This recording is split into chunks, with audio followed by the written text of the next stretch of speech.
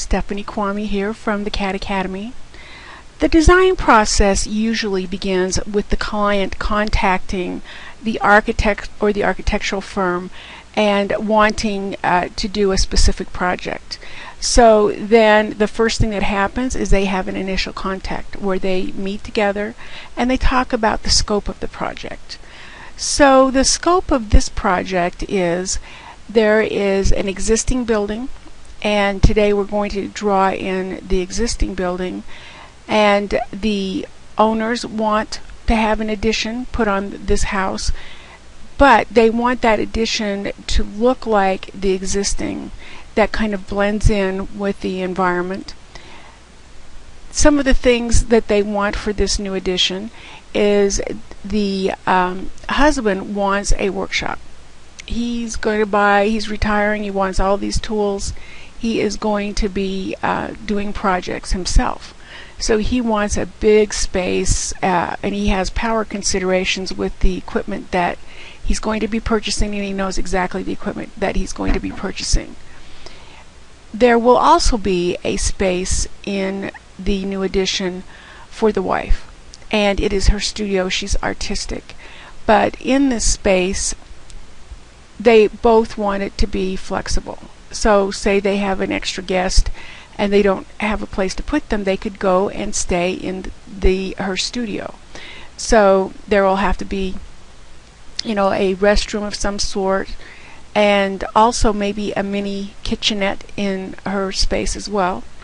And there are some financial considerations, but what is interesting from past experience of building a commercial building and a residential building, that those just fly out the door when you decide you want something, or you want something specifically for your project. And but anyway, you talk about the financial situation as well, and the architect might have a piece of paper and do bubble designs. In general, if you're an architect, you know how to draw with a pencil and paper.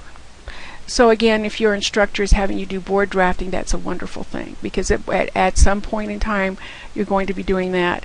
And also you need to be fairly good at math, because you'll be calculating square footage at maybe right in front of the client, and maybe you don't have your CAD machine, and you'll be trying to describe something you think would be nice, and as an example then you have to do a quick sketch of it. So sketching is very important as well. So we'll say that we've had our preliminary meeting. We've had the initial contact with the customer, and they gave us the plans for the existing, and again they want it to blend in with the existing, and so we are ready to begin with some preliminary drawings. Now, one of the best things about a building information program, and ArchiCAD in particular, is that no matter what you do, you can change it. So nothing is just dyed in wool, and it's easy to change it, and you change it once and it's reflected everywhere. So it's a great package to work with. So let's go ahead and start our new, we're going to do a new, and we are going to create a new project. And if I say current profile, say I have a lot of customization that I've done with the menuing schemes, then I would leave it there. But if you haven't, then this brings on a standard profile that has a lot of key things that make it easy to work with the program. So we're going to use the standard profile. One thing that the architect and I discussed is some changes that we might make, and so immediately I have some things that we can do that will make it easier for us in the long run. First thing I do is I use this tool here to make the drawing area as large as I can, and these are elevation markers. They don't print or plot, but they help with doing the elevations from the program, that they automatically do the elevations from these markers. These are your drawing tools over here, and this is like on wall. If I clicked on this, this is the wall considerations. And so the first thing we're going to do though is we're going to talk layers. Now layers can have different pen types. Actually, objects have different pen types. But if I use a hotkey Control L, that brings up my layering scheme. And what we want to do is we want to do a new layer. And I'm going to call this A-existing. So we decided that it would be great to have a layer to put on the existing walls, and then you can de-emphasize them with a lighter pen type, or you could emphasize them or do whatever you want, because you, on some of the plans you might want to know how this connects with the existing. Then the next thing we're going to do is we're going to go to walls and get started here. And this gentleman always wanted something different. There is nothing in favorites right here that worked for him. So what we did is, the first thing we would do is that we create a favorite wall, or a something that we can work with, which will become standards for us in this program. So every time we want to do an exterior wall, we'll be using the favorite, so everything will be the same. And normally a CAD manager might be doing this, getting all those standards together, but we can easily do that. So we go from this existing data here, and we're going to say that our standard is 9 feet tall, our wall is, and measuring from there is okay with us. And the wall thickness is going to be 6 inches, and we want this to be concrete or block concrete construction, and we want to show it with masonry right there, masonry block. And we can also, since we know what it is, we can also arrow over here and find some block here, and it would kind of show what it's going to look like as well. And I think we do have CMU block here, so we're going to show that. Now, this is not going to go on a wall exterior, however. This one is going to go on our A existing that we called it. So there's our new layer that we made. This will say, if I turn this off and on, the geometry comes wireframe or solid. This turns on or off a layer, and that locks it for editing. So we're going to just pick that one, and so now that's on existing, so we like everything about that. And so we go up to favorites, and now we're going to save this as our A wall CMU 6 inches and say OK. And we are actually going to also come up with some interior wall styles, but right now we're just going to work with some existing exterior walls. And there is a quick start handout on this project, so if you forget what the dimensions are and you are following along, then you can use a quick start as well. But anyway, so now I've got my information. I'm set to that particular wall that's in my favorite, which is this wall right here, and you say apply, and it applies the everything that you specified about the wall there. And now let's start with our existing, what we existing have. They have a separate garage, so we're going to put the garage here and we'll move it into the correct position later. But the garage, existing garage, is 26 feet 8 inches, so I can do 26-8, and this will, whoops, -8, and this will default to feet. And it's okay if we're over here, we can move it. Now we're going to come down this direction, 26, and again this is 26-8, and so again 26-8 is an easy way to put that in, and with this little hammer we have a closure, so there is where the garage is. This will actually fit on a 1/4 inch equals a foot with the existing, but so I'm just kind of drawing over there, and again don't worry about that, that works out okay.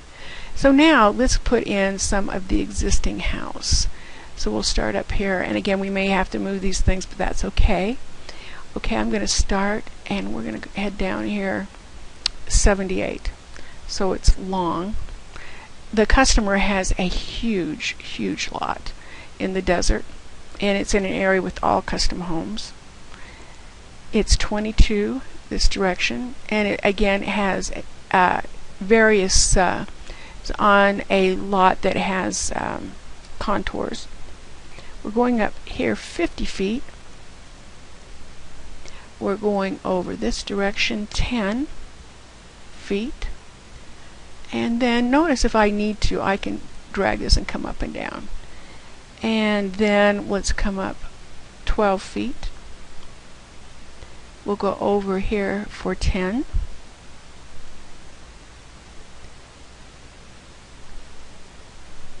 Oops, I think that I didn't mean that. We meant we wanted to go over there. So I use backspace to back that out because I didn't mean that. So if you do something you don't like or it's crooked, use the backspace.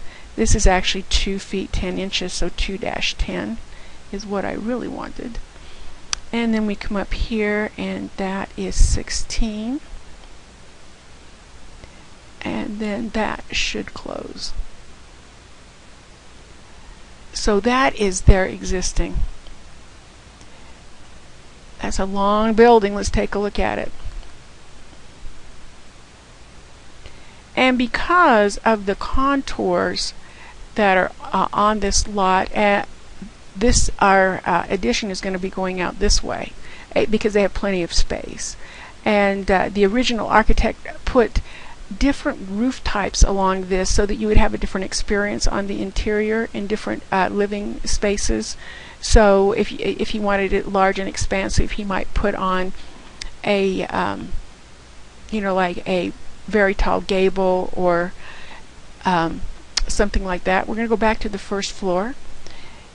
And one thing, let's find out how much square footage is in the existing.